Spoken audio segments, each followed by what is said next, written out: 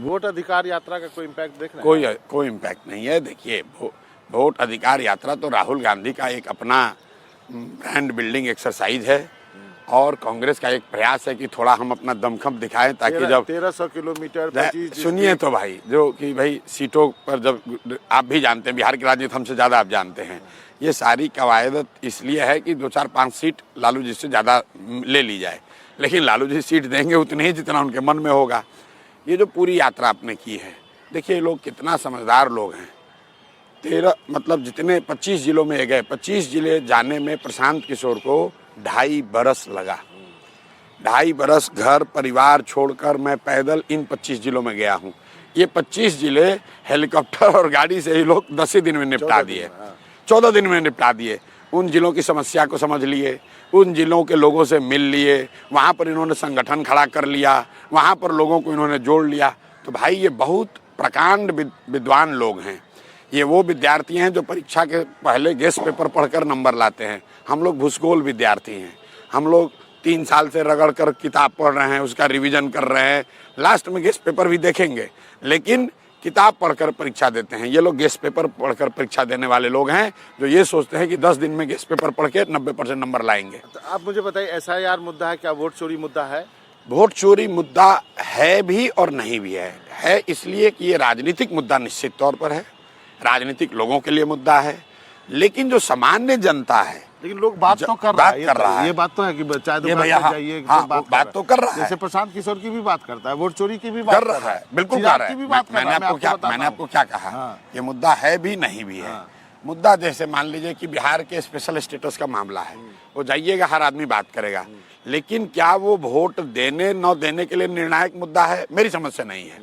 SIR जो है, जो सत्ता में रहता है वो सत्ता का दुरुपयोग करके अपने कुछ ना कुछ फायदे की जुगाड़ करता है। हम लोगों ने बिहार में देखा है, जब लालू यादव यहाँ सत्ता में थे तब क्या वोट चोरी नहीं होती थी? तब इलेक्शन कमीशन के जरिए नहीं होता था, लाठी के जरिए होता था, कट्टा और बंदूक के जरिए होता था। इलेक्शन कमीशन के जरिए वोट चोरी हो रहा है। इलेक्शन कमीशन जो है, इलेक्शन कमीशन को पहले आप समझिए, इलेक्शन कमीशन सिर्फ एक संस्था ही नहीं हो, काम कैसे करती हो, काम तो सरकार के लोगों के जरिए करता है।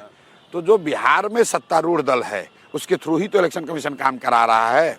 तो नीचे ये जरूर प्रयास किया जा रहा है कि जो प्रवासी मजदूर है, जो मुसलमान है, जो दलित है, जो कि एकदम हाशिए पर है, सत्ता वाले लोग उससे डरते हैं। डरते इसलिए कि उसको कुछ मिला नहीं है, सोचता है कि उसका नाम न रहे तो अच्छा है। लेकिन हमने देखा है, चाहे बिहार की राजनीति हो, देश की राजनीति हो, सत्तारूढ़ दल जितना भी प्रयास कर ले, जनता ने अगर मन बना लिया है तो कोई बचा नहीं सकता है। इस बार जनता ने नीतीश की विदाई तय कर दी है। आप बीच में उलेमाओं से मिले तो आपको क्या जरूरत पड़ गया कि नहीं, हम उलेमाओं से नहीं मिले, उनके मीटिंग में नहीं। आपने कहा योगी आ गए तो बाप करोगे, फिर कहोगे मोदी अच्छा था। बिल्कुल, ये सही बात जो बता रहे हैं लोगों को, ये सब शब्द आपके हैं। लेकिन जो हम बता रहे हैं, लोग नेशनल मीडिया में भी पूछते हैं कि भाई मोदी के बाद भाजपा का लीडर कौन होगा।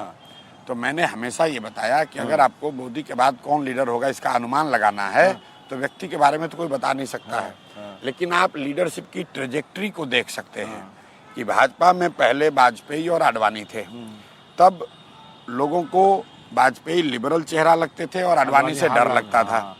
एक समय आया जब आज और आडवाणी और मोदी में अगर चूज करना हो तो आपको आडवाणी लिबरल दिखेंगे, मोदी हार्डलाइनर दिखेंगे।